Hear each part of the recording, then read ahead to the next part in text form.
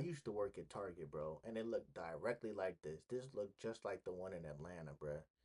I'm not gonna lie. At the time, they were still open 24/7, so I took the overnight shift as a stalker.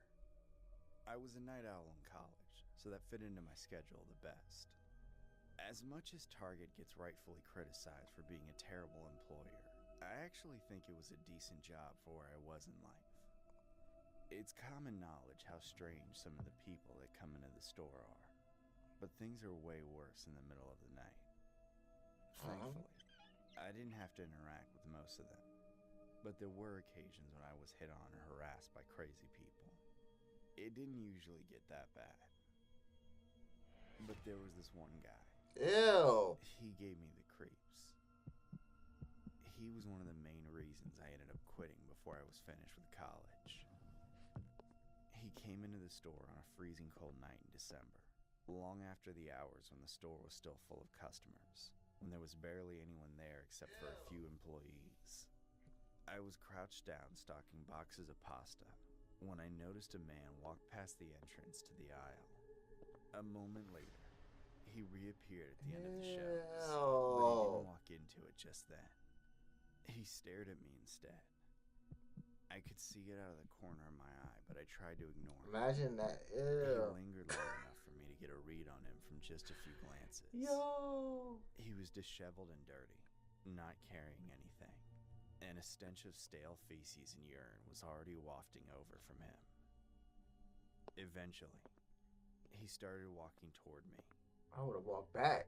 Once he was about 5 feet away, he stopped and stared down at me again. By then, the odor of his filth was overpowering. After a few unbearable seconds of Damn. silence, he finally opened his mouth and asked where he could find popcorn. I pointed it out to him and he walked away.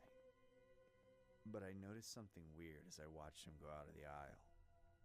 He had a strange limp as he walked, almost a waddle. Then, he reached back and scratched his crack, seemingly What? adjusting something inside his pants. Just before he walked out of sight, I confirmed there had to be something inside his pants.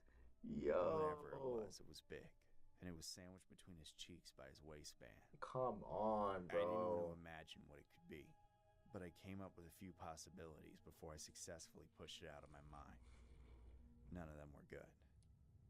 Thankfully, a few minutes later, I had already forgotten about it.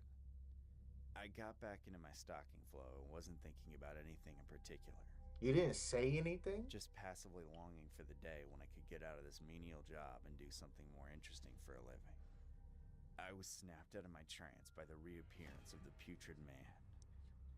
Once again, he stood at the end of the aisle and stared. This time there was a slight smile on his face. He returned without any popcorn. I knew that out of everything in the store, the only thing he was interested in was me. He approached me again, stepping a bit closer than the previous encounter. The rank stench almost made me gag. I didn't want to look at him or even be around him, but he kept talking to me, trying to flirt.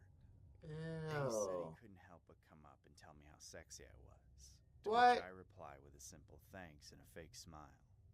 He pressed me for information about Okay. where I lived, how old I was, if I had a boyfriend, all the typical stuff creeps feel entitled to ask about. I gave fake answers to everything, trying to give him every reason in the world to stop talking to me, Okay. but none of it worked.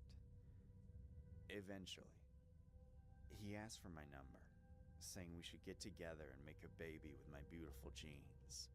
I declined outright at first, but after he asked me multiple times and made it clear that he wouldn't take no for an answer, What? I finally copped out and gave him a fake number. He walked away with a big grin on his face, as if he thought he had actually chatted me up and had a chance of getting in my pants behind whatever dumpster he lived behind. Once again, I noticed that weird limp and the impression of something big in his pants as he walked away, but I was no closer to figuring out what it was. After I finished unloading the cart, I took it to the Yo, I'm not gonna lie. What she did was smart because first of all, but she kind of messed up though. Like she gave him the fake number because low key, some people, if you give them the fake number, they'll call you right there and be like, it was fake. Yo, I remember that happened to somebody that I knew. They gave them a person a fake number and they was being weird. Bro, yo, she had to leave instantly, bro. Like, yo, women be going through it all day, bro. Door to get a full one. I needed a break after that guy, so I purposely stalled around by the door. Nobody was around to catch me slacking off. I figured I could stand there for about 5 whole minutes without anyone bothering me. Yeah. Right as I was about to finally leave, the man busted through the door, screaming in my face and threatening to kill me for giving him a fake number. See? I jumped back and shook, hiding behind the boxes in the cart. The rotting creep asked me if I wanted to know what he did to people that lied to him. Yo. I didn't know what that meant, so of course I said no and asked him to calm down, but it had no effect. Then, right in front of my eyes, to my horror, he reached back and stuck his hand down his pants, about to grab something and take it out. Yeah. I screamed and sprinted out the door. He tried to grab me as I passed him. Boy, I but woulda. escaped. Try me again. Just a scratch from his filthy fingernail. I ran out of the store and into my car. He was much slower than me and couldn't catch up, but as I pulled out of the parking lot, I looked back and saw him standing in front of the store, holding something I couldn't make out. I drove off and called the night manager to tell him what was happening. It took him a minute to understand why I wasn't coming back for the night, but he did call the cops to find the man. What? However, he wasn't there by the time they arrived. That scratch on my arm ended up getting infected badly and needed antibiotics. Yo. That just goes to show how disgusting he was. Yet, to this day, Yo. I still don't know what he was about to pull out of his pants, or whatever horrible experience I managed to escape from. I can only imagine the worst. I'm happy she got away though. Awaken to a world